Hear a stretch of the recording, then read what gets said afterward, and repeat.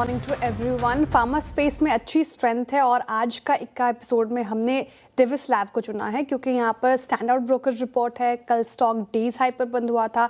City की तरफ से इन स्तरों पर खरीदारी की राय है और टारगेट प्राइस काफ़ी अच्छा रख दिया है। 9,450 का टारगेट प्राइस यानी कि 31%, 31% का अपसाइड नजर आ रहा है इन स्तरों से भी।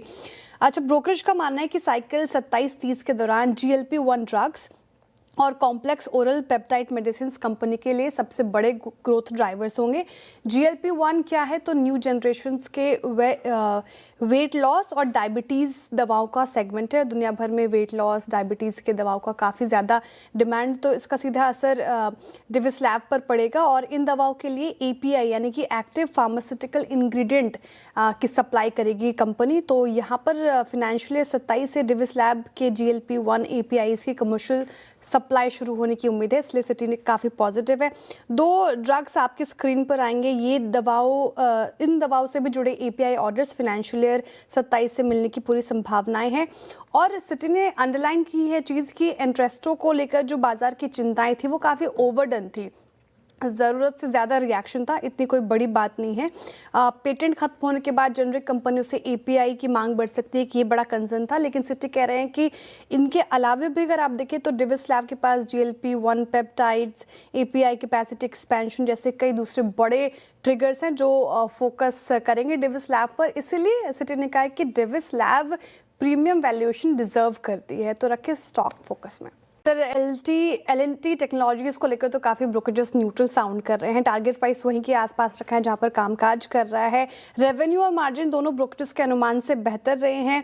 कांस्टेंट करेंसी रेवेन्यू में 1.5% क्वार्टर ऑन क्वार्टर की बढ़त रही है और इसको सपोर्ट किया सस्टेनेबिलिटी और मोबिलिटी सेगमेंट ने।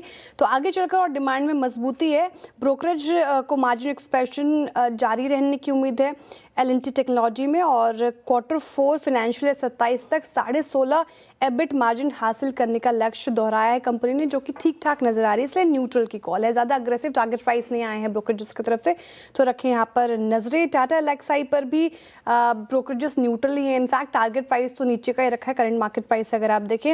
उनके मुताबिक जो नतीजे आए वो थोड़ी मिक्सड रहे हैं। हालांकि रेवेन्यू अनुमान से बेहतर है लेकिन मार्जिन में ज़्यादा गिरावट देखने को मिली है और क्योंकि ऑटो और हेल्थ केयर बिजनेस थोड़े कमजोर हैं जबकि मीडिया और टेलीकॉम बिजनेस ने सपोर्ट किया है। तो JP मॉर्गन का मानना है कि हेल्थ केयर बिजनेस अगर अच्छा करेगा तो टाटा LXI फिर आगे अच्छा कर सकता है। रखे रिटायर पर। ओके, डिवाइडेड है। अंडर परफॉर्मर की कॉल आ गई है बर्स्टन की तरफ से, वही डैम कैपिटल खरीदारी की सलाह दे रहे हैं इन स्तरों पर, तो काफी डिवाइडेड है। डैम कैपिटल पॉजिटिव है इनफैक्ट लेकर बायोकॉन को, और उनका मानना है कि मिलान के एग्जिट से जो ओवरहैंग बना हुआ था स्टॉक पर वो खत्म हो गया है और भविष्य में कुछ दूसरे रीस्ट्रक्चरिंग इन्वेस्टर्स भी अपने हिस्सेदारी बेच सकते हैं, यहाँ पे नजरें रहेंगी।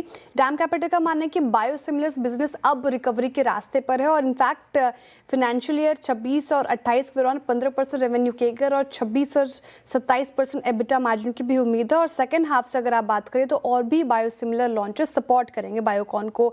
और जहां अंडर परफॉर्मर की बात आई तो बर्स्टन थोड़ा कॉशियस साउंड कर रहे हैं। उनका मानना है कि इस ब्लॉक डील के बाद कंपनी की अर्निंग्स में कोई बड़ा बदलाव नहीं आएगा और उनका मानना है कि बाजार कर्ज कम कर बायोसिमिलर जो कर्ज कम करने पर और सक्सेशन प्लानिंग को लेकर ज़रूरत से ज़्यादा आशावादी, इतना उम्मीद लेकर नहीं चलना है और पॉलिसी चेंजेस की वजह से बायोसिमिलर्स मार्केट में कंपटीशन बढ़ सकता है।